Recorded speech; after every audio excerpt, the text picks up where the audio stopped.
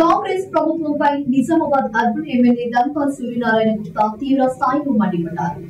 రేవంత్ రెడ్డి రాహుల్ గాంధీ ఎన్నికల్లో ఇచ్చిన 2 లక్షల రుణమాఫీ హామీ అమలు చేయకుండా మోసం చేశారని ధ్వజమెత్తారు.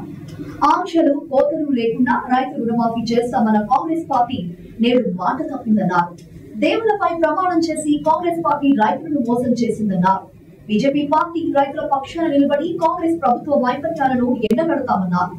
ఇచ్చిన హామీలను నెరవేర్చకుండా కొత్త పథకాలను తీసుకువచ్చి ప్రజలను మభ్యపెట్టే ప్రయత్నం రేవంత్ రెడ్డి ప్రభుత్వం చేస్తుందని ఎద్దేవా చేశారు.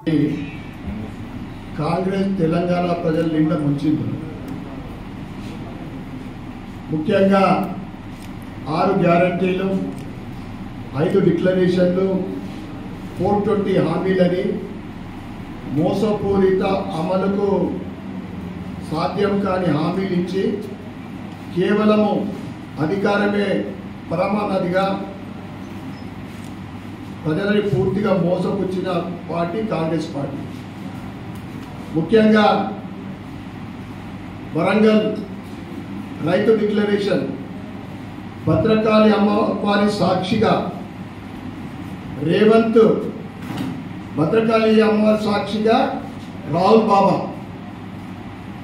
ఆర్మూర్ వచ్చినప్పుడు సిద్ధులగుట్ట సాక్షిగా రేవంత్ రెడ్డి గారు,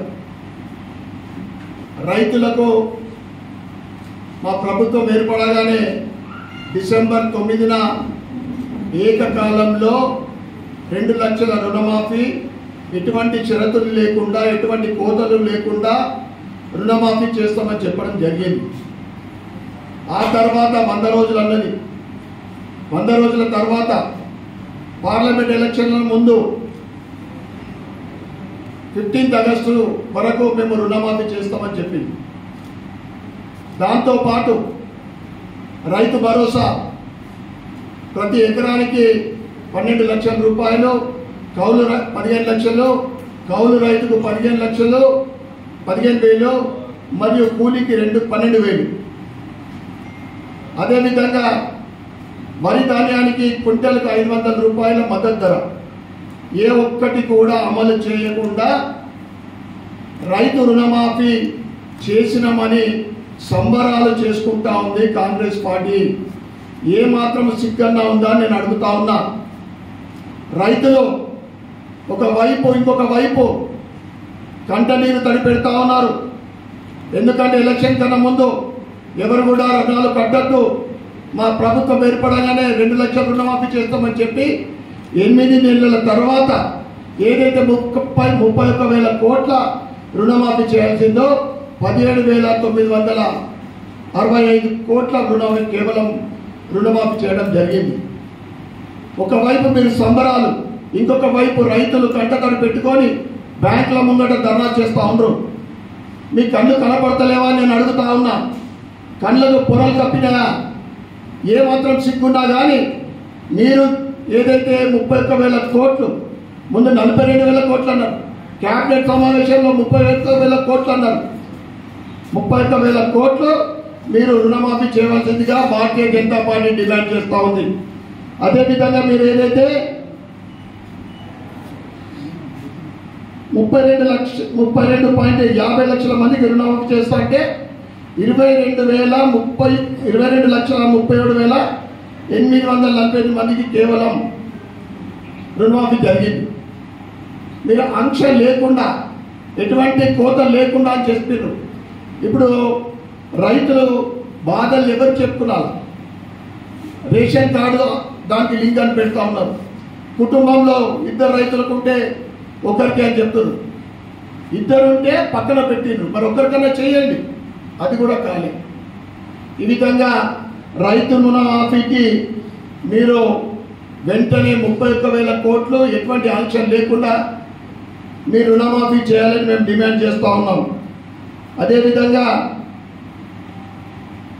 రైతులకు మీరు ఇస్తున్న 24 గంటల ఉచిత నిరంతర కరెంటు, అది కూడా కరెక్ట్గా రావడం లేదు. ఇక ఇంద్రమ్మ రాజ్యం అంటే పాపము ఇంద్రమ్మ రాజ్యము ఏంటిదో బాగా రోజుల తర్వాత అనుకున్నారు. మరి ఇంద్రమ్మ రాజ్యం అంటే లా అండ్ ఆర్డరు అదుపులో లేదు. ఒకవైపు మహిళల పైన అఘాయిత్యాలు, మానభంగాలు, డ్రగ్స్ కంట్రోల్ లేదు. యువకులకు చిన్న చిన్న పిల్లలకు కూడా ఇందిరమ్మ రాజ్యం అంటే మరి తెలంగాణలో ఏమైనా ఎమర్జెన్సీ రాజ్యం వస్తుందా అని మాకు అనుమానం వస్తూ ఉంది. ఎందుకంటే లా అండ్ కంట్రోల్ ఎవరికి లేదు. అవినీతి పెరిగిపోయింది. కాళేశ్వరము దానికి స్కామ్ అంటారు, గొర్రెల స్కామ్ అంటారు, ఫోన్ ట్యాపింగ్ అంటారు. చెప్పడమే తప్ప దాని మీద సీరియస్గా దాని గురించి ఎంక్వైరీ చేయడం లేదు. మరి ఎవరైతే రాష్ట్రాన్ని దోపిడీ చేసిండ్రో వాళ్ళని దోపిడీ చేస్తున్నారని మీరు. ఇంకొక వైపు భారతీయ జనతా పార్టీ రైతు పక్ష పార్టీ. రైతు అంటే భారతీయ జనతా పార్టీకి రైతే ముఖ్యం. అభివృద్ధితో పాటు ఏదైతే కిసాన్ సమ్మాన్ నిధి ఎకరానికి 6,000 రూపాయలు, పంట వేసుకోక ముందు నిరంతరంగా ఎక్కడ బ్రేక్ లేకుండా కిసాన్ సమ్మాన్ నిధి, అదేవిధంగా పంట ఇన్సూరెన్స్, పంట భరోసా అంటే పంట వేసిన తర్వాత గత బీఆర్ఎస్ ప్రభుత్వం 10 సంవత్సరాలు భారతీయ జనతా పార్టీ తెలంగాణలో డిమాండ్ చేసింది. మీరు కూడా రైతుకు ఇన్సూరెన్స్ స్కీమ్ అప్లై చేయండి అంటే సెంట్రల్ గవర్నమెంట్ అన్ని రాష్ట్రాలలో ఈ స్కీమ్ ఇంప్లిమెంట్ చేస్తే ఏదైతే రాష్ట్ర షేర్ ఏదైతే ఉందో అది విడుదల చేయక దాన్ని ఆపేయడం జరిగింది. రైతుకు భరోసా ఏంటిదంటే వాళ్ళ పెట్టిన పెట్టుబడి అన్నా కానీ అతివృష్టితో కానీ అతివృష్టితో కానీ ఏదైనా ఇబ్బంది కలిగితే ఎకరానికి 20,000 రూపాయలు ఇన్సూరెన్స్